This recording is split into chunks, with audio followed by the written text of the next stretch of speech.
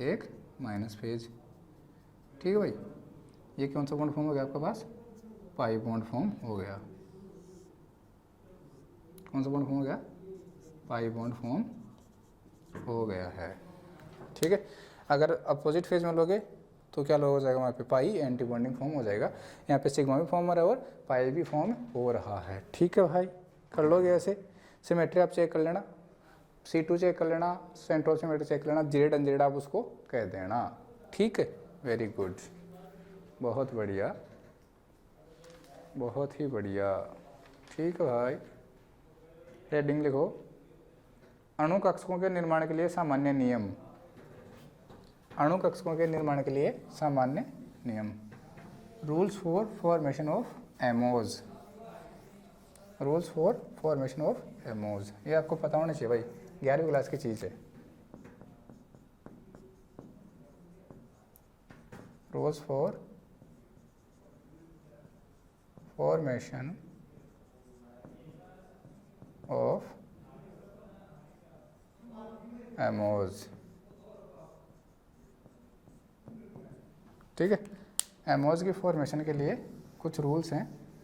ठीक है, आपने लिखा अणु कक्षकों के निर्माण के लिए सामान्य नियम। ठीक है भाई, ध्यान रखना, अणु कक्षकों के निर्माण के लिए सामान्य नियम। अगर एग्जाम आ जाता तो ये 2-3 एग्जाम्पल देके आप आ जाना भाई, जो मैंने करवाए हैं 2-3 एग्जाम्पल देके आप आ जाना। एस की ऐसे करवा देना, एस की पीछे करवा देना, पी की पीछे करवा देना। ठीक है, ऐसे अणु कक्षकों के निर्माण के लिए सामान्य नियम। पहला लिखो, एओज के अतिव्यापन से उतनी ही संख्या में एमओ बनते हैं जितने ओवरलैपिंग में भाग लेते हैं। एओज के अतिव्यापन से उतनी ही संख्या में एमओज बनते हैं। एओज के अतिव्यापन से उतनी ही संख्या में एमओज बनते हैं जितने अतिव्यापन में एओज भाग लेते हैं। जितने अतिव्यापन में एओज भाग लेते हैं। ठीक है, परमाणु कक्षकों के अतिव्यापन से क्या बनता है? अणु कक्षक बनते हैं। और जितने परमाणु कक्षक अतिव्यापन में भाग लेंगे उतने ही नए क्या बनेंगे? अणु कक्षक बनेंगे। समझ में आ गया? चलो दूसरा पॉइंट लिखो, अणु कक्षक निर्माण में जो आप संकरण का लिखते थे वही लिखो। अणु कक्षक निर्माण में अर्धपूरित पूर्णपूरित, अणु कक्षक निर्माण में अर्धपूरित पूर्णपूरित एवं रिक्त सभी परमाणु कक्षक भाग ले सकते हैं।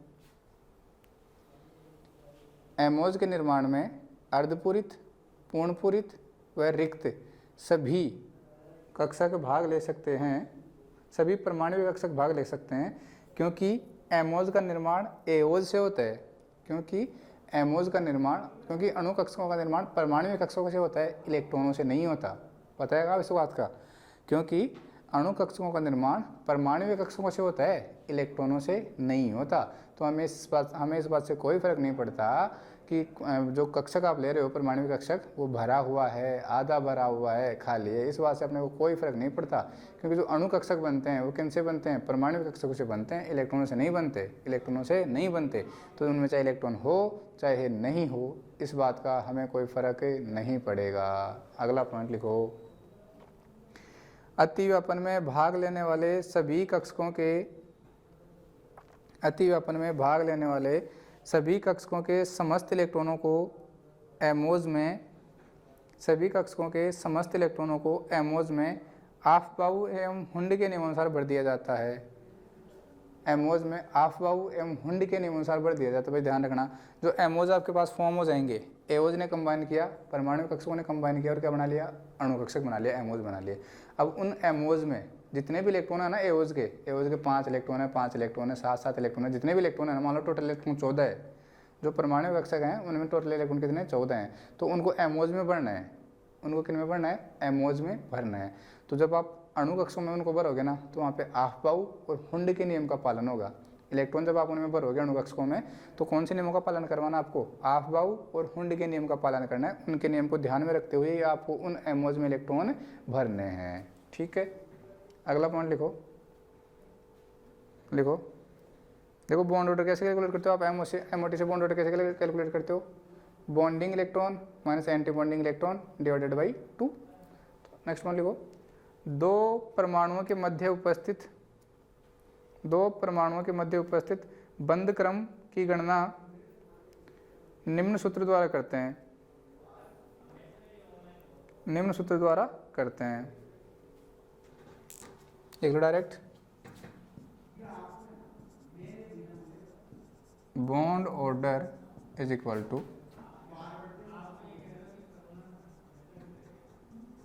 बॉन्डिंग इलेक्ट्रॉन माइनस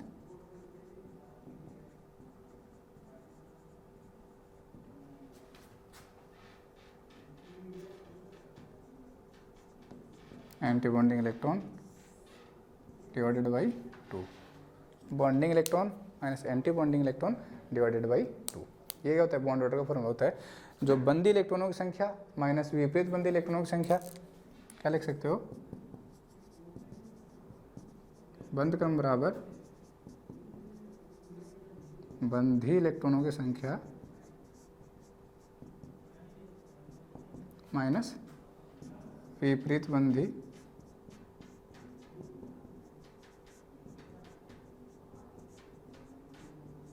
इलेक्ट्रॉनों की संख्या डिवाइडेड बाई 2।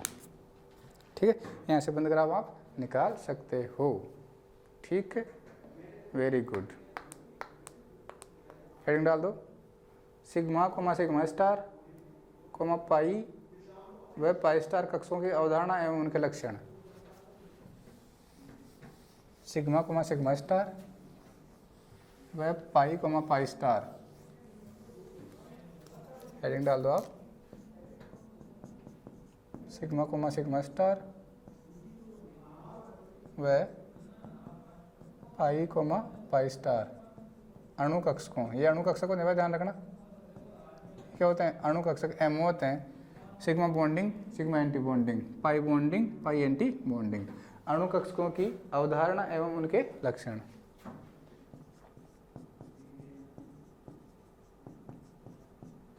अवधारणा एवं उनके लक्षण।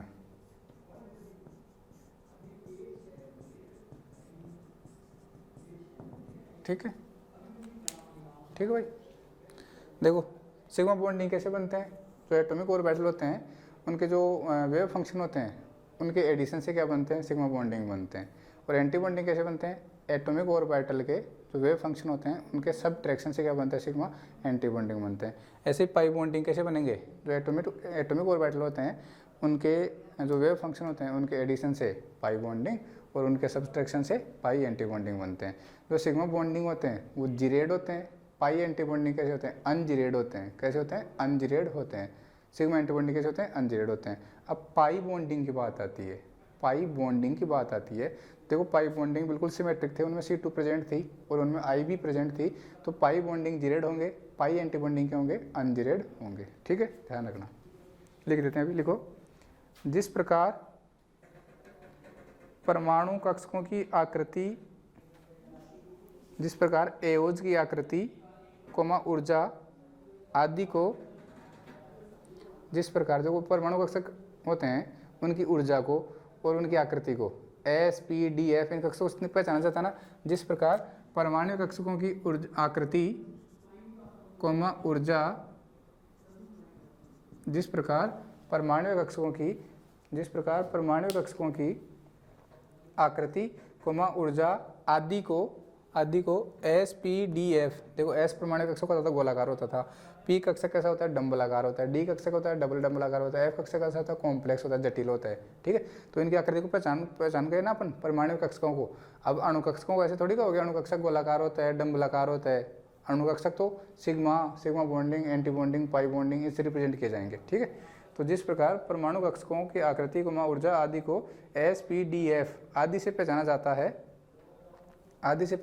है, उसी प्रकार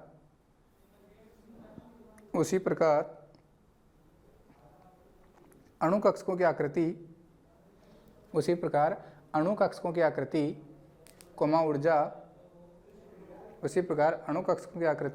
कोमा ऊर्जा आदि को सिग्मा कोमा पाई।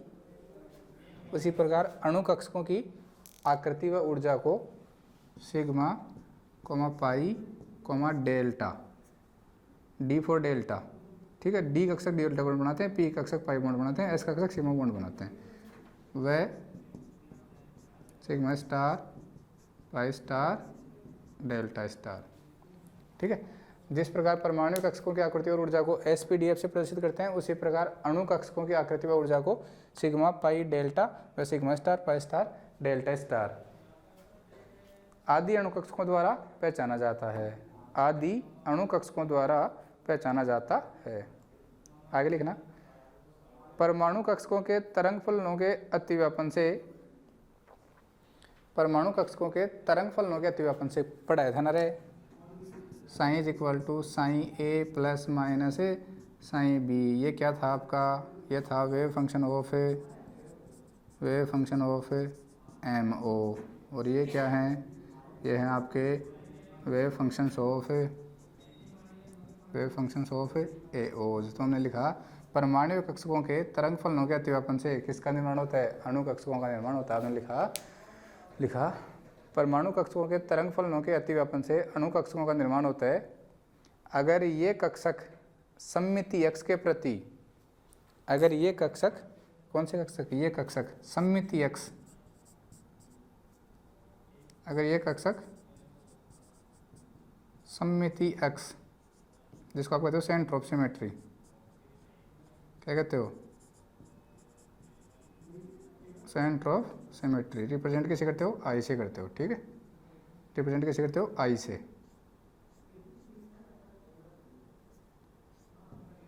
तो आप लिखो, जो ये अणु कक्षक बन रहे हैं ना, अगर इनमें centre of symmetry I present है तो आप क्या कहोगे कि ये जिरेड हैं, अगर आई एब्सेंट है तो क्या कहोगे, अनजिरेड हैं, ठीक है। तो आपने लिखा अणु कक्षक सममिति x के प्रति सममित होते हैं। जो अणु कक्षक बन रहे हैं अगर वो सेंटर ऑफ सिमेट्री के प्रति कैसे हैं, सिमेट्रिक हैं, अगर उनमें आई प्रेजेंट है, अभी लिखवा दूंगा शॉर्ट में, ठीक है, सममित होते हैं तो उन्हें जिरेड, क्या कहते हैं, उन्हें जिरेड या सम कहते हैं, जिरेड या सम को क्या कहते हैं, इवन, ठीक है। तो उन्हें जिरेड या सम कहते हैं। अगर, आगे लिखना, अगर ये अणु कक्षक सममिति x के सापेक्ष असममित होते हैं तो इन्हें अनजिरेड, तो इन्हें क्या कहते हैं, अनजिरेड अपन कहते हैं, अनजिरेड या फिर विषम, अनजिरेड या विषम, ओड इन्हें कहते हैं। आप शॉर्ट में लिखोगे अगर एमओ, एमओ का मतलब क्या है, अणु कक्षक में सेंटर ऑफ सिमेट्री, इसको आप क्या कहते हो, आई कहते हो, अगर वो प्रेजेंट है, अगर वो प्रेजेंट है तो आप क्या कहोगे, जो आपका एमओ है वो कैसा है, जिरेड है, कैसा है, जिरेड। और जिरेड को क्या लिखते हो आप, जी से लिखते हो, जिरेड कह सकते हो, या फिर आप क्या कह सकते हो उसको, आप उसको कह सकते हो इवन कह सकते हो, सम आप उसको कह सकते हो। दूसरा क्या कहोगे, if I absent, if centre of symmetry absent, तो क्या कहोगे तो आप क्या कहोगे उसको, तो आप उसको कहोगे अनजिरेड, क्या कहोगे, अनजिरेड आप उसको कहोगे। और उसको यूं से रिप्रेजेंट करते हैं, भाई ध्यान रखना, किससे रिप्रेजेंट करते हैं, यूं से रिप्रेजेंट करते हैं। और उसको क्या कहोगे, ओड आप उसको कहोगे। ध्यान रखना इस बात का। जो एमओ आपके पास बनेंगे, जो एमओ आपके पास बनेंगे, उस एमओ में देख लेना सेंटर ऑफ सिमेट्री प्रेजेंट है क्या। सेंटर ऑफ सिमेट्री मैंने पहचाना बता रखा है, एक ऐसा सेंटर जिससे अपोजिट डायरेक्शन में जाने पर सेम एनवायरनमेंट आपको मिले, उसको क्या कहते हैं, सेंटर ऑफ सिमेट्री कहते हैं। अगर सेंटर ऑफ सिमेट्री प्रेजेंट है तो आप कह दोगे कि वो एमओ, चाहे वो सिग्मा बना हो, चाहे सिग्मा एंटी बॉन्डिंग बना हो, चाहे पाई बना हो, चाहे डेल्टा बना हो, कुछ भी बना हो, अगर उसमें आई प्रेजेंट है, आई मतलब सेंटर ऑफ सिमेट्री प्रेजेंट है, तो उसको आप जी कहोगे। नीचे क्या लगा दोगे, उसके जी लगा दोगे, नीचे क्या लगा दोगे, जी। जैसे हमने लिखा था ना, सिग्मा जी पाई यूं लिखते हैं ना ऐसे, तो ऐसे वाले, ठीक है, ठीक है, ये पाई यूं ऐसे हो जाएंगे। और अगर उनमें आई एब्सेंट है तो वो कैसे हो जाएंगे, अनजीरेड हो जाएंगे। और अनजीरेड को आप किससे रिप्रेजेंट करते हो, यूँ से। किससे रिप्रेजेंट करते हो आप, यूँ से आप उनको रिप्रेजेंट करते हो। नीचे क्या लगा दोगे उनके, आप यूँ आप लिख दोगे, ठीक है। तो यही बात, यही कहानी थी। अब आप पहचान जाना और कर लेना, केवल ये नाम याद रखना भाई। देखो हमने एक किया था आपको, एक एस ऑर्बिटल का किया था। एस एक एटॉमिक ऑर्बिटल एस था, दूसरा एटॉमिक ऑर्बिटल एस था, सेम फेज में कंबाइन कर रहे थे, एक बड़ा सारा एस बना रहे थे जिसमें आई प्रेजेंट थी, ऐसे वाला। देखो रे, ये एक एस है, ये दूसरा एस है, और दोनों किस में थे, सेम फेज में थे। किस में थे, सेम फेज में, बताया था ना, ये रे सेम फेज प्लस प्लस में, ठीक है। दोनों ने कंबाइन किया और एक बड़ा है वाला क्या बना दिया, ये बना दिया आपके पास BMO बना दिया। क्या बना दिया, BMO। क्योंकि एस ऑर्बिटल से सिग्मा बॉन्ड फॉर्म होता है, सिग्मा बॉन्ड फॉर्म होता है, तो ये क्या बन गया, सिग्मा B, बॉन्डिंग और मोलिकुलर ऑर्बिटल बन गया। अब देखो एक सेंटर पे जानो ऐसा, ये जो सेंटर है इससे इस डायरेक्शन में प्लस मिल रहा है आपको, इसमें प्लस मिल रहा है, ऊपर खाली है, नीचे भी खाली है, इधर भी खाली है, नीचे भी खाली है। तो यहाँ पे जो I है वो यहाँ पे I प्रेजेंट, तो आप क्या कह सकते हो, यहाँ पे I क्या है, प्रेजेंट है। अगर I प्रेजेंट हो गई तो इसको आप क्या कहोगे, G। क्या कहोगे इसको, G क्यों कहा, क्योंकि ये I यहाँ पे प्रेजेंट है। अब आपको पता लग गया होगा, जब आप कभी CFT आपने पढ़ी हुई हो, CFT पढ़ी हुई हो, उसमें T2G और EG आप लिखते हो, T2G और EG लिखते हो। 3D ऑर्बिटल के लिए T2G लिखते हो और 2D ऑर्बिटल के लिए EG लिखते हो। तो G यहाँ से आ रहा है, वो G यहाँ से आ रहा है। आया समझ में, वेरी गुड, ठीक है। तो ऐसे कोई भी मोलिकुलर ऑर्बिटल आपके बनते हैं तो आप उन्हें क्या करोगे, आप उन्हें आइडेंटिफाई कर लेना, उनमें देख लेना सेंटर ऑफ सिमेट्री प्रेजेंट है या नहीं है, ठीक है। आगे लिखो, आगे लिखो भाई, आगे लिखो आप, ऐसे पहचान जाना एंड कर लेना। अब हेडिंग डाल दो आप डायरेक्ट, सिग्मा व पाई अणुकक्षकों में अंतर, सिग्मा व पाई अणुकक्षकों में अंतर, ये बन रहे हैं ना सिग्मा और पाई। देखो सिग्मा तो जीरेड होता है, पाई कैसा होता है, अनजीरेड होता है, बना के देख लेना आप। सिग्मा कैसा होता है, जीरेड, पाई कैसा होता है, अनजीरेड होता है, ठीक है भाई, पाई जीरेड होता है। तो आप हेडिंग डाल दो, सिग्मा व पाई अणुकक्षकों में अंतर। देखो सिग्मा ऑर्बिटल तो कहाँ से बनता है, अक्षीय अतिव्यापन से बनता है। हमेशा ध्यान रखना, सिग्मा ऑर्बिटल किससे बनेगा, केवल अक्षीय अतिव्यापन से बनेगा, एक्सियल ओवरलैपिंग से बनेगा। Sigma bond always axial overlapping से बनेगा, चाहे वो SS के बीच में हो, चाहे SP के बीच में हो, चाहे PP के बीच में हो।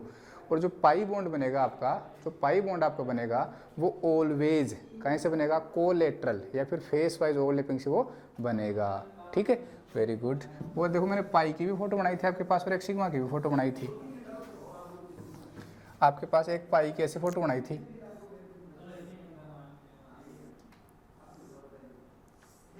आपके पास ऐसी फोटो बनाई थी अपन ने,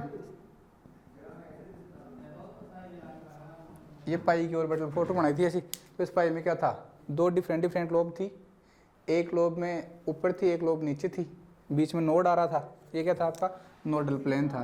क्या था, नोडल प्लेन था, मतलब एक ऐसा प्लेन जहाँ पे इलेक्ट्रॉन के पाए जाने की प्रोबेबिलिटी क्या हो, कम होती है, उसे क्या कहते हैं, नोडल प्लेन उसे कहते हैं।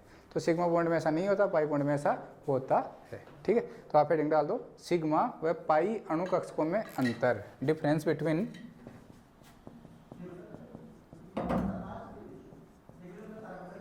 बिटवीन सिग्मा एंड पाई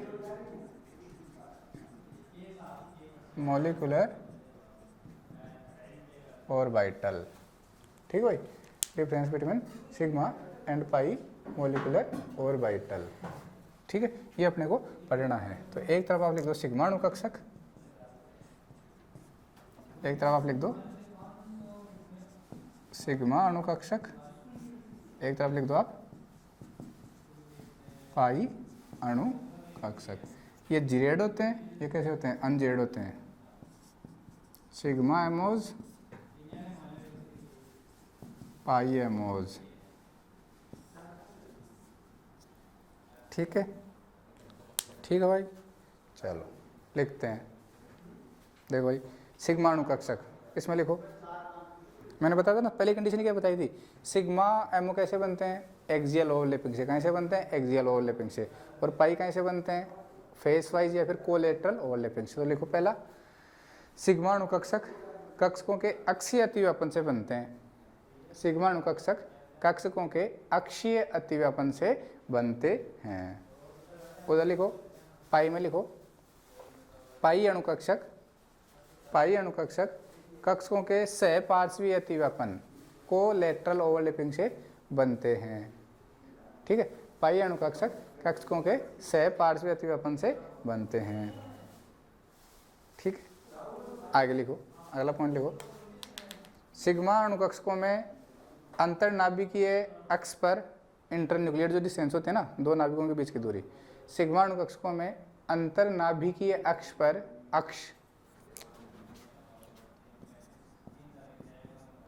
अंतर्नाभिकीय अक्ष पर, ठीक है, ये रही यहाँ तो अंतर्नाभिकीय अक्ष पर तो क्या आ रहा है, नोडल प्लेन आ रहा है, लेकिन उनमें ऐसा नहीं होता। देखो, सिग्मा अणुकक्षकों में अंतर्नाभिकीय अक्ष पर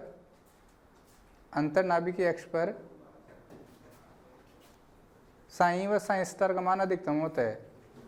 अंतर्नाभिकीय अक्ष पर साई व साई स्क्वायर का मान अधिकतम होता है।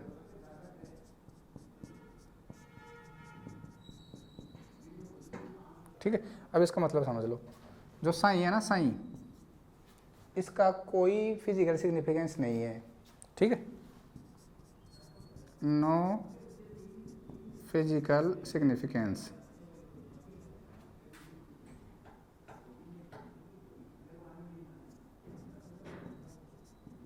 नो फिजिकल सिग्निफिकेंस, बट जो आपका साइन स्क्वायर होता है, जो साइन स्क्वायर उसको बोलते हैं प्रोबेबिलिटी डेंसिटी।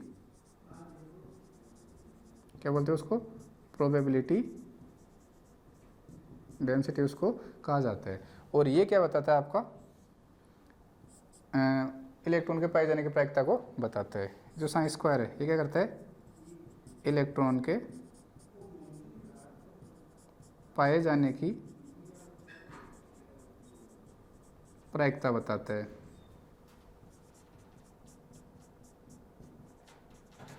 अकेले साइन का कोई मतलब नहीं है, ध्यान रखना भाई। जो अकेला साइन है वो किसी को नहीं बताता, लेकिन जो साइन स्क्वायर है, जो आपका साइन स्क्वायर है, एक मिनट सही डाल लेता हूँ, वो किसको बताता है? इलेक्ट्रॉन के पाए जाने की प्रायिकता को वो बताता है भाई, ध्यान रखना। साइन स्क्वायर किसको बताता है? इलेक्ट्रॉन के पाए जाने की प्रायिकता को बताता है। अब मतलब मैं क्वेश्चन पूछ लूँ आपको कि जो आपका कोई एक परमाणुवीय नाभिक होता है, क्या एक परमाणुवीय नाभिक होता है, एटॉमिक न्यूक्लियस, उसके लिए साइन स्क्वायर की वैल्यू बताओ भाई, ध्यान रखना। क्वेश्चन मेरा है कि परमाणुवीय नाभिक के लिए साइन स्क्वायर की वैल्यू बताओ, तो क्या कहोगे? सर हम कैसे बता सकते हैं, हम कैसे बता सकते हैं? अरे बता सकते हो, मैंने क्वेश्चन पे पूछा है कि परमाणुवीय नाभिक के लिए, एटॉमिक न्यूक्लियस के लिए साइन स्क्वायर की वैल्यू बताओ। तो न्यूक्लियस में तो इलेक्ट्रॉन पाए ही नहीं जाते, इलेक्ट्रॉन तो ऑर्बिटल में पाए जाते हैं, न्यूक्लियस में तो प्रोटॉन और न्यूट्रॉन पाए जाते हैं। ठीक है, मैंने किसके लिए पूछा है? मैंने पूछा है न्यूक्लियस के लिए, परमाणुवीय नाभिक में, परमाणुवीय नाभिक एटॉमिक न्यूक्लियस में, एटॉमिक न्यूक्लियस के लिए साइन स्क्वायर की वैल्यू बताओ। तो क्या कहोगे? 0 होती है। कितनी होती है? 0। साइन स्क्वायर किसको बताता है? इलेक्ट्रॉन की प्रोबेबिलिटी को बताता है, इलेक्ट्रॉन में पाए जाने की प्रोबेबिलिटी को वो बताता है। तो न्यूक्लियस में तो इलेक्ट्रॉन पाए ही नहीं जाते, तो वहाँ पे न्यूक्लियस के लिए, किसी भी एटॉमिक न्यूक्लियस के लिए साइन स्क्वायर की वैल्यू कितनी होगी? 0 होगी। कितनी होगी? 0 होगी। तो जो इंटर न्यूक्लियर एक्सिस होती है, जो इंटर न्यूक्लियर एक्सिस होती है,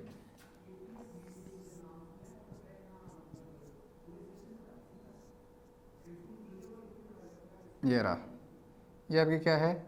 इंटर न्यूक्लियर एक्सिस। ऐसे कर लो इसको, ऐसे कर लो, जो भी आपको अच्छा लगे।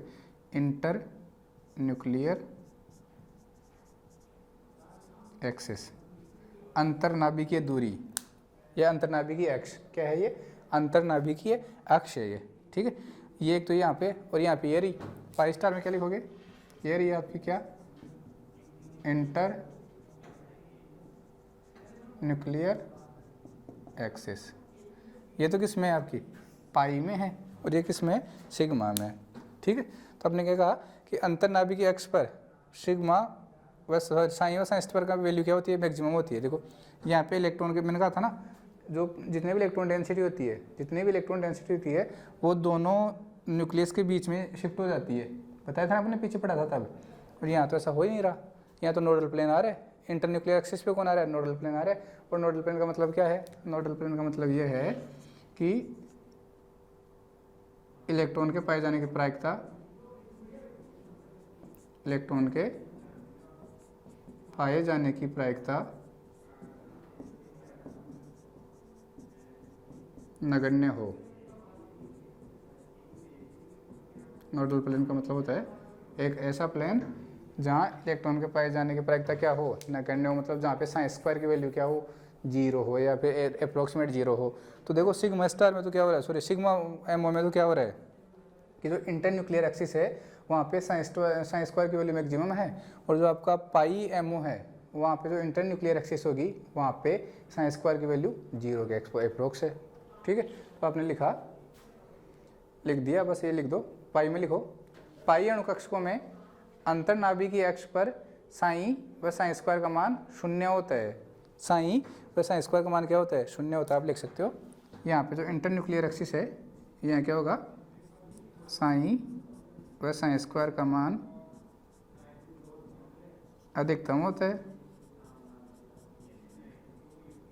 ये फोटो बना लेना नीचे, और वहाँ पे ये फोटो बना लेना। यहाँ क्या लिखोगे, यहाँ क्या लिखोगे, जो इंटर न्यूक्लियर एक्सिस है ना वहाँ पे साई व साइन स्क्वायर का मान क्या होता है, 0 होता है। क्या होता है, 0 होता है। और इस चीज़ को आप साइड में लिख लोगे, इस चीज़ को आप साइड में लिख लोगे कि कौन किसको बताता है। पाई अणुकक्षक में वो वाली फोटो बनाओगे, सिग्मा अणुकक्षक में ये वाली फोटो आप बना लोगे। ठीक है, चलो अगला पॉइंट लिखो। मैंने बताया था ना सिग्मा बॉन्डिंग ऑर्बिटल कैसे होते हैं, जिरेड, और पाई बॉन्डिंग कैसे होते हैं, अनजिरेड। तो लिख लो, सिग्मा बंधी अणुकक्षक सम्मित होते हैं। सिग्मा बंधी अणुकक्षक, जो सिग्मा बॉन्डिंग ऑर्बिटल हैं वो कैसे होते हैं, सम्मित, जिरेड होते हैं। कैसे होते हैं, जिरेड होते हैं। जबकि पाई बंधी अणुकक्षक, पाई बंधी अणुकक्षक कैसे होते हैं, असम्मित, अनजिरेड होते हैं। भाई ध्यान रखना, वो अनजिरेड होते हैं, ये कैसे होते हैं, जिरेड होते हैं। इंपॉर्टेंट है, ध्यान रखना इस बात का। ठीक है, लास्ट पॉइंट लिखो। लास्ट पॉइंट उल्टा हो जाएगा भाई, जो लास्ट पॉइंट है आपका वो उल्टा हो जाएगा कि जो सिग्मा एंटी बॉन्डिंग है वो अनजिरेड हो जाएंगे और जो पाई एंटी बॉन्डिंग है वो जिरेड हो जाएंगे। तो लिख लो, सिग्मा विपरीत बंधी अणुकक्षक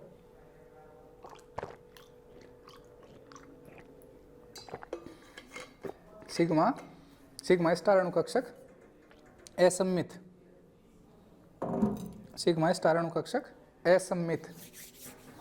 असम्मित का मतलब आप लिख लोगे, ऐसे लिख लोगे कि जो सिग्मा स्टार होते हैं वो अनजिरेड होते हैं और जो पाई स्टार होते हैं वो क्या होते हैं, जिरेड होते हैं।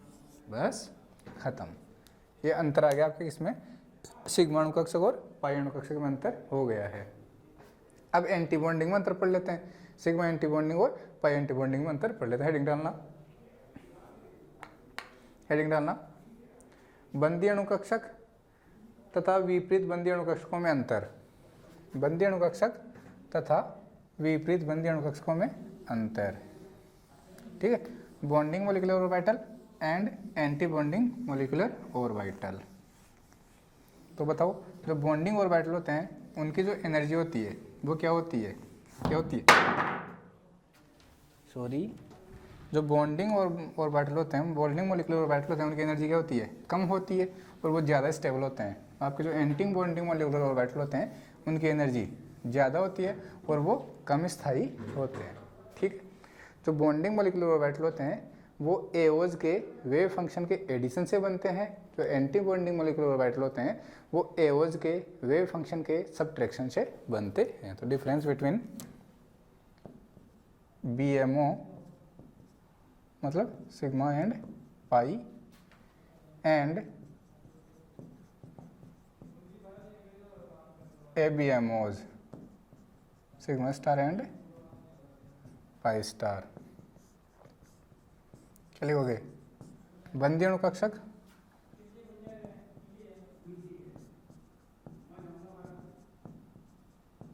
बंधी अणुकक्षक वह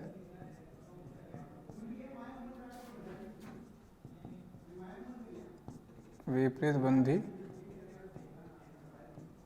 अणु कक्षकों में अंतर।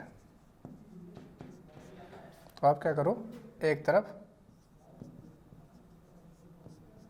बंधी अणु कक्षक लिख दो, दूसरी तरफ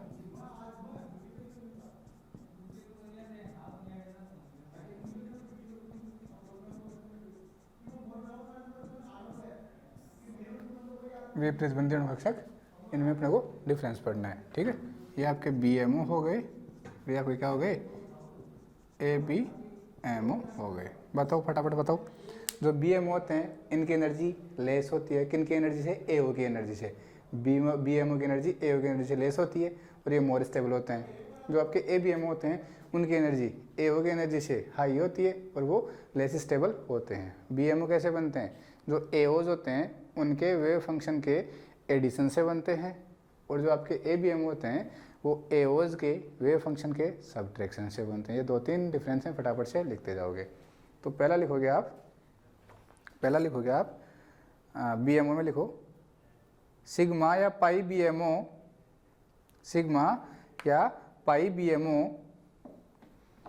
AOs के योग या आकर्षण से बनते हैं। सिग्मा या पाई BMO AOs के तरंग फलनों के योग या आकर्षण से बनते हैं। मतलब आकर्षण का मतलब योग ही तो होता है, पास पास आ जाएंगे AOs। ठीक है, तो हमने लिखा सिग्मा या पाई बंधी अणु कक्षक AOs के तरंग फलनों के योग या आकर्षण से बनते हैं। उधर जस्ट उल्टा लिख लो, सिग्मा स्टार या पाई स्टार अणु कक्षक, सिग्मा स्टार या पाई स्टार, अब स्टार का मतलब विपरीत हो गया। ठीक है ना, सिग्मा स्टार या पाई स्टार ABMO AOs के तरंग फलनों के अंतर या प्रतिकर्षण से बनते हैं। अंतर का मतलब बाकी, आप लिख लो AOs के तरंग फलनों के बाकी मतलब घटाव या फिर अंतर या प्रतिकर्षण से बनते हैं। ठीक है, दूसरा पॉइंट लिखो, BMO स्थायी होते हैं। BMO कैसे होते हैं, स्थायी होते हैं, और ABMO कैसे होते हैं, अस्थायी होते हैं, ड्यू टू एनर्जी। ठीक है, BMO स्थायी होते हैं, ABMO अस्थायी होते हैं। तीसरा पॉइंट लिखो फटाफट से, BMO की ऊर्जा AO की ऊर्जा से कम होती है। BMO की ऊर्जा AO की ऊर्जा से कम होती है। अरे कुछ याद करना पड़ रहा है क्या, पीछे समझाया है वही तो है, पीछे जो समझाया है वही है, कुछ याद करना ही नहीं पड़ रहा। BMO की ऊर्जा AO की ऊर्जा से कम होती है, उधर लिख लो ABMO की ऊर्जा AO की ऊर्जा से अधिक होती है। अगला बताओ, जो BMO होते थे उनमें जो इंटरन्यूक्लियर एक्सिस थी उस पर इलेक्ट्रॉन के पाए जाने की प्रोबेबिलिटी मैक्सिमम थी। क्या, इलेक्ट्रॉन के पाए जाने की प्रोबेबिलिटी क्या थी, मैक्सिमम थी। लेकिन जो ABMOs होते हैं ना उनमें इंटरन्यूक्लियर एक्सिस पे इलेक्ट्रॉन के पाए जाने की प्रोबेबिलिटी 0 होती है। अरे नोड आ जाती है ना वहाँ पे, तो क्या आ जाती है, नोड आ जाती है। ठीक है ना, तो लिख लो इन BMO नोड आर एब्सेंट। ठीक है, आप लिख लेना BMO में नोड को नोड ही बोलते हैं, नोड अनुपस्थित होती है। ABMO में नोड उपस्थित होती है। नोड क्या होती है, वह स्थान जहाँ इलेक्ट्रॉन पाए जाने की संभावना 0 होती है। वह स्थान जहाँ इलेक्ट्रॉन पाए जाने की संभावना क्या होती है, 0 होती है, उसे क्या कहते हैं, उसे नोड कहते हैं। ठीक है, कॉपी के ऊपर लिख लेना, वह स्थान जहाँ इलेक्ट्रॉन पाए जाने की संभावना 0 होती है उसे नोड कहते हैं। BMO में नोड अनुपस्थित होती है, जबकि ABMO में नोड उपस्थित होती है। लास्ट पॉइंट लिखो, अगला पॉइंट लिखो, लास्ट तो क्या है, लास्ट ये लिखो, BMO में दोनों नाभिकों के मध्य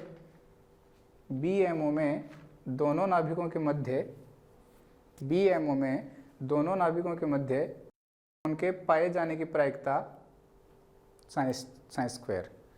BMO में दोनों नाभिकों के मध्य इलेक्ट्रॉन के पाए जाने की प्रायिकता मतलब ब्रैकेट में साइंस स्क्वायर का मान अधिकतम होता है, या फिर प्रायिकता अधिकतम होती है। इलेक्ट्रॉन के पाए जाने की प्रायिकता अधिकतम होती है।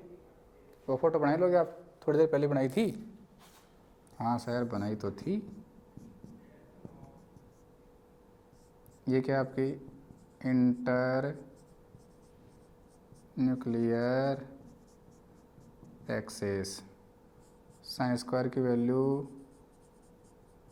मैक्सिमम, इलेक्ट्रॉन के पास जाने की जो प्रायिकता है वो क्या है, अधिकतम है। यहाँ क्या करोगे,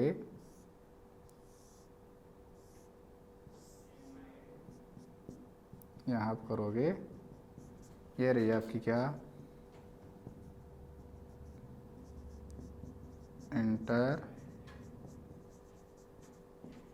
न्यूक्लियर एक्सिस, और यही क्या आपका है, नोडल प्लेन है। यहाँ पे साइन स्क्वायर की वैल्यू क्या है, 0, क्या है 0। इलेक्ट्रॉन के पाए जाने की जो प्रोबेबिलिटी वो क्या है, 0 होती है। या फिर आप ऐसे कर सकते हो, आप ऐसे भी कर सकते हो,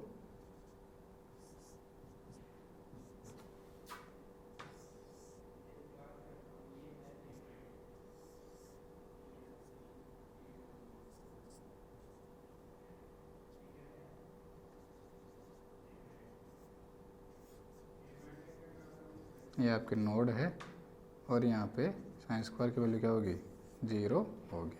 ठीक है, जो आपको अच्छा लगे वो वाला आप बना लीजिएगा। तो ये आपके डिफरेंस हो गए कि इसमें BMO एंड FBMO में डिफरेंस आपके हो गए हैं। अब आप हेडिंग डालोगे हाइब्रिड ऑर्बिटल्स, क्या हेडिंग डालोगे, हाइब्रिड ऑर्बिटल्स, संकृत कक्षक। ठीक है भाई, मैं रफ कर रहा हूँ इसको, ये इंपॉर्टेंट है भाई, संकृत कक्षक।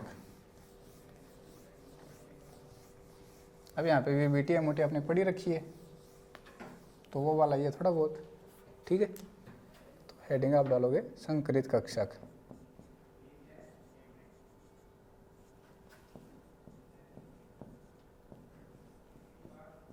संकृत कक्षक, हाइब्रिड ऑर्बिटल।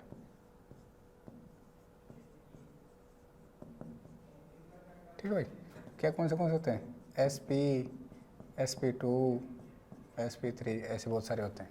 ठीक है, तो पहली बात तो ये सुनो, संकरण का क्या होता है, वही आपके अनहाइब्रिड ऑर्बिटल मिलते हैं और हाइब्रिड ऑर्बिटल बना देते हैं। जो हाइब्रिड ऑर्बिटल होते हैं वो मोर डायरेक्शनल होते हैं as compared to unhybrid orbital. जो संकृत कक्षक होते हैं ना, वो ज़्यादा दिशात्मक होते हैं असंकृत कक्षकों से। संकृत कक्षक अधिक दिशात्मक होते हैं किससे, असंकृत कक्षकों से। ठीक है, जितने असंकृत कक्षक संकरण में भाग लेते हैं, जितने असंकृत कक्षक संकरण में भाग लेते हैं, उतने ही नए क्या बनते हैं, संकृत कक्षक बनते हैं। उतने ही नए क्या बनते हैं, संकृत कक्षक बनते हैं। बैठा दिमाग में। मैं एक जनरल आपको एग्जाम्पल लेके चल रहा हूँ कार्बन का। ठीक है ना, मैं कार्बन का एक संकरण लेके चल रहा हूँ आपके पास CH4 मॉलिक्यूल में संकरण लेके चल रहा हूँ। हमने संकरण निकाला, क्या आ गया, sp3 संकरण अपने पास आ गया। मैं VBT के अनुसार एक बार आपको संकरण एक्सप्लेन कर देता हूँ। ठीक है, तो इसका मतलब क्या है, इसमें एक तो s ऑर्बिटल है और 3 क्या है, p ऑर्बिटल हैं। अब s तो एक ही होता है, 3 p का मतलब क्या है, एक px है, एक py है और एक क्या है, pz है। तो ये 3 p ऑर्बिटल इसमें हैं और एक s ऑर्बिटल, तो मिलके 4 क्या बना रहे हैं, ये 4 sp3 हाइब्रिड ऑर्बिटल आपके पास बना रहे हैं। ठीक है, देखो जो कार्बन होता है, इस कार्बन का इलेक्ट्रॉनिक कॉन्फ़िगरेशन कितना होता है, 6 होता है। इलेक्ट्रॉनिक कॉन्फ़िगरेशन आप लिखोगे, एटॉमिक नंबर 6 होता है, 1s2 2s2 2p2। अब यहाँ पे मैंने कोमा इसलिए नहीं लगाया क्योंकि ये भी सेकंड सेल का है और ये भी क्या है, सेकंड सेल का है, तो यहाँ पे एनर्जी में डिफरेंस ही नहीं है, थोड़ा बहुत होगा। सेकंड सेल होने की वजह से यहाँ पे मैंने कोमा नहीं लगाया। अब ये आउटर मोस्ट सेल है जिसको आप वैलेंस सेल कहते हो, और यही क्या करता है, आपका हाइब्रिडाइजेशन में पार्टिसिपेट करता है। तो ये आपने 2s लिख दिया और ये आपने क्या लिख दिया, 2p आपने लिख दिया है। ठीक है, 2s में कितने ऑर्बिटल हैं, तो कितने इलेक्ट्रॉन है, 2, और 2p में कितने इलेक्ट्रॉन है, 2। ये आपका ग्राउंड स्टेट है। क्या है आपका, ग्राउंड स्टेट है। अब आपके पास आपको 4 हाइड्रोजन ऐड करने हैं। क्या करने हैं, 4 हाइड्रोजन बॉन्ड बनाने हैं। तो यहाँ तो नहीं जुड़ सकता हाइड्रोजन, क्योंकि एक ऑर्बिटल में 2 इलेक्ट्रॉन ऐड हो सकते हैं, वो हैं हाइड्रोजन के खुद के पास 1 इलेक्ट्रॉन है, तो वो 1 इलेक्ट्रॉन यहाँ बना सकता है और 1 इलेक्ट्रॉन एक इलेक्ट्रॉन यहाँ दे सकता है। मान लो हाइड्रोजन ने कोऑर्डिनेट बॉन्ड बना लिया, वैसे तो बनाता नहीं है, मान लो अगर बना भी लिया तो 3 ही बॉन्ड बनाए, ये तो 4 बॉन्ड बना रहा है। तो क्या करते हैं अपन फर्स्ट एक्साइटेड स्टेट में लेके जाते हैं इसको, फर्स्ट एक्साइटेड स्टेट में अपन इसको लेके जाते हैं। तो इस इलेक्ट्रॉन को उठा के यहाँ अपन भेज देंगे। तो जैसे ही ऐसा करोगे, एक्साइटेड स्टेट की बात कर रहे हो भाई, आपने जैसे ही ऐसा किया तो ये हाइब्रिडेशन आपके पास, सॉरी ये ऑर्बिटल आ गए।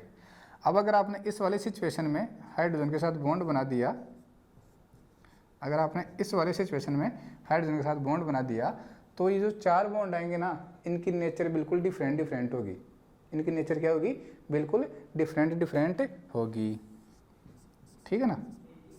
इनकी नेचर बिल्कुल क्या होगी, डिफरेंट होगी। क्यों? क्योंकि एक जो बॉन्ड बन रहा है, वो क्या बन रहा है आपका 2s और 1s। हाइड्रोजन के पास क्या होता है, 1s होता है, हाइड्रोजन के पास क्या होता है 1s, ठीक है भाई।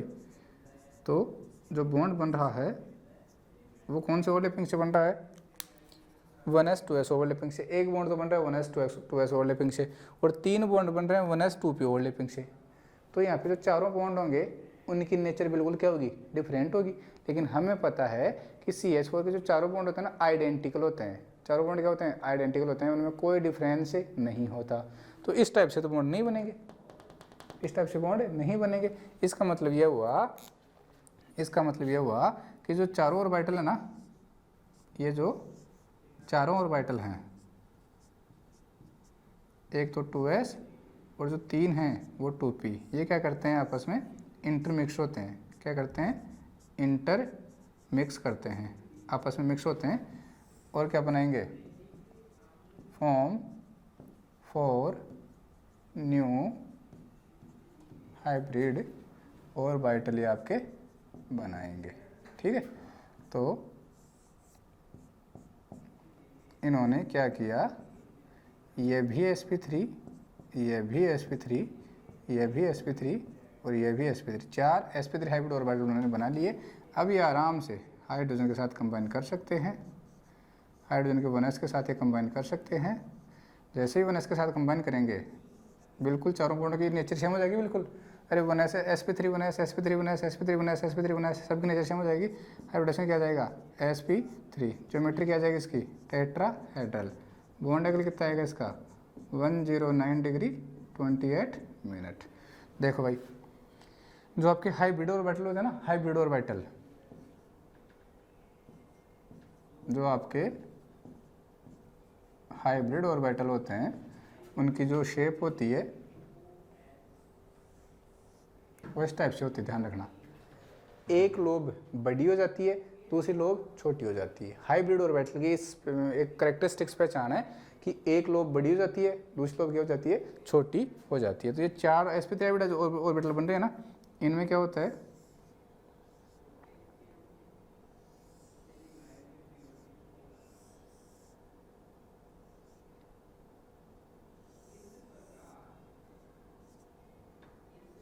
ये लो, एक sp3 ये रहा, एक sp3, दूसरा और ये चौथा। सब में क्या है, एक एक इलेक्ट्रॉन है। और ये जो इलेक्ट्रॉन है ये 1s ऑफ हाइड्रोजन से कंबाइन कर लेगा, किससे, 1s ऑफ हाइड्रोजन से, किससे, 1s ऑफ हाइड्रोजन से कंबाइन कर लेगा। और क्या बना लेगा, आपके 4 सिग्मा बॉन्ड बना लेगा। ये बॉन्ड कितना है, 109 डिग्री 28 मिनट। ऐसे ये भी सारे बॉन्ड कितने हैं, 109 डिग्री 28 मिनट। और ये ज्योमेट्री कैसी है, टेट्राहेड्रल। कैसी है, टेट्राहेड्रल ज्योमेट्री होती है। तो ये जनरल हाइब्रिडाइजेशन मैंने आपको बता दिया है। अब इसके बारे में लिखते हैं। सिमिलरली sp में ऐसा होता है, sp2 में ऐसा ही होता है। अब यहाँ पे 4 कार्बन इन्वॉल्व हो रहे हैं, फिर 4 ऑर्बिटल इन्वॉल्व हो रहे हैं, इसलिए इसके लिए 4 कोफिशिएंट आएंगे आगे। जब अपन इसके लिए कोफिशिएंट ड्राइव करेंगे तो वो 4 कोफिशिएंट लेंगे चारों ऑर्बिटल के लिए। चारों ऑर्बिटल के लिए अलग अलग अपन कोफिशिएंट लेंगे और प्रत्येक कोफिशिएंट को अपन कैलकुलेट भी करेंगे, ठीक है। तो फिलहाल इस कहानी को तो आप उतार लेना, इस कहानी को तो आप उतार लेना, पहले थ्योरी इसकी लिख लो, ठीक है। लिखो फटाफट से, लिखो, लिखना। संकरण क्या होता है, डेफिनेशन लिखो।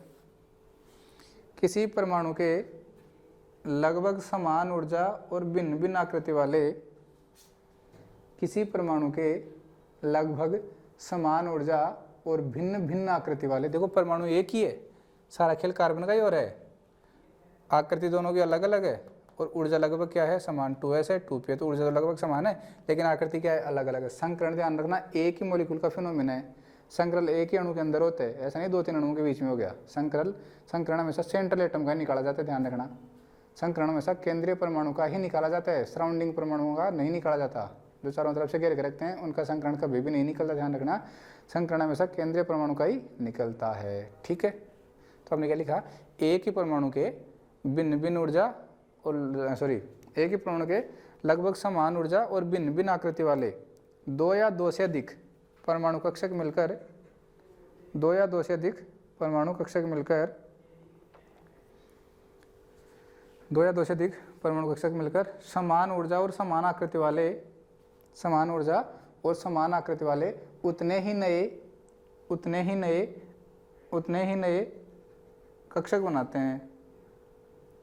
समान ऊर्जा और समान आकृति वाले उतने नए कक्षक बनाते हैं जितने की संकरण में भाग लेते हैं। इस प्रक्रम को संकरण कहते हैं तथा बने हुए कक्षकों को संकरित कक्षक कहते हैं। इस प्रक्रम को संकरण कहते हैं तथा बने हुए कक्षकों को संकरित कक्षक कहते हैं। नेक्स्ट लाइन लिखना, मैंने कहा था ना जो आपके हाइब्रिड ऑर्बिटल होते हैं वो मोर डायरेक्शनल होते हैं। कैसे होते हैं, मोर डायरेक्शनल एज कंपेयर टू आपके अनहाइब्रिड ऑर्बिटल। लिखना संकरित कक्षक अधिक दिशात्मक होने के कारण स्थायी बंध बनाते हैं।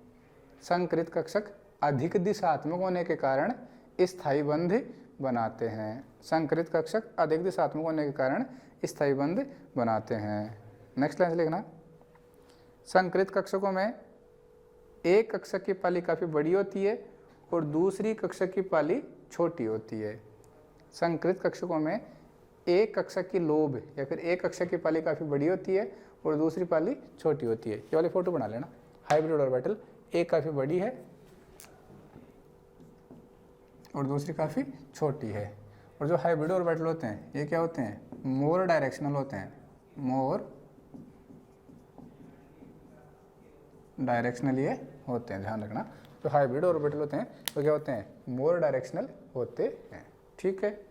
चलो भाई आगे लिखना, सहसंयोजक बंध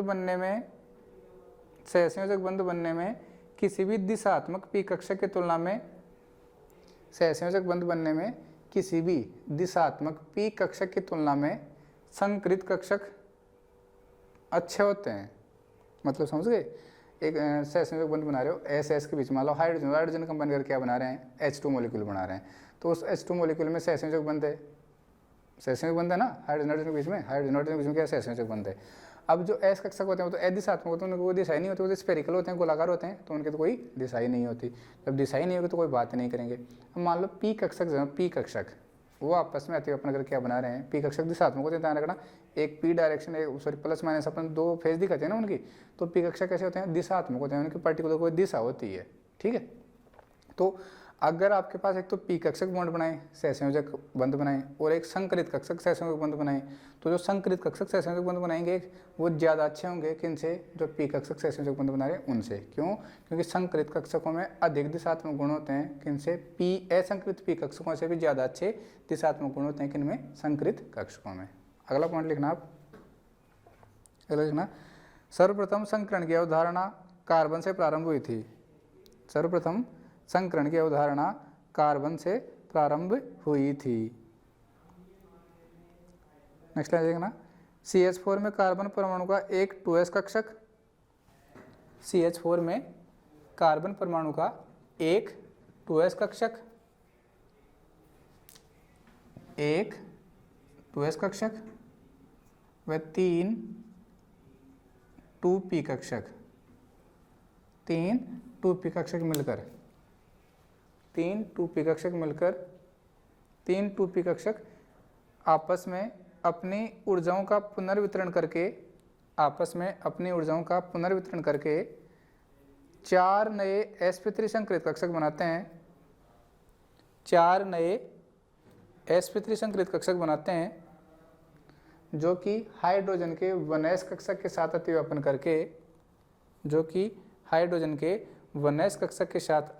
करके हाइड्रोजन के पुनः कक्षक के साथ अतिव्यापन करके समान प्रकृति के चार सिग्मा बंध बनाते हैं। समान प्रकृति के 4 सिग्मा बंध बनाते हैं। चाहो तो ये फोटो बना लेना आप।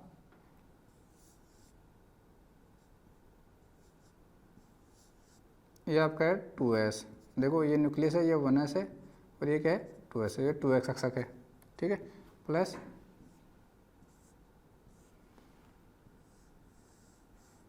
ये आपका क्या हो गया x axis, y axis, z axis, ये प्लस ये pz हो गया, ये क्या हो गया आपका py आपका हो गया। तो ये क्या हो गए 3 2p कक्षक, एक 2s कक्षक और 3 2p कक्षक दोनों मिले और 4 क्या बना लिए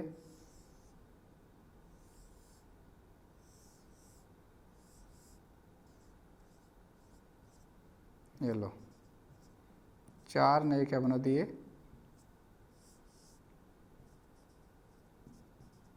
sp3 संकृत कक्षक, 4 नए sp3 संकृत कक्षक बना दिए, ठीक है। ये चतुष्फल की ज्यामिति मैंने बना दी है। अब क्या करोगे आप, आराम से इस प्रोसेस को फोटो को साइड में बना लेना। अब नीचे लिख लो, आप इसके नीचे लिखो कार्बन के प्रत्येक इलेक्ट्रॉन को उनके तरंग फलन साइन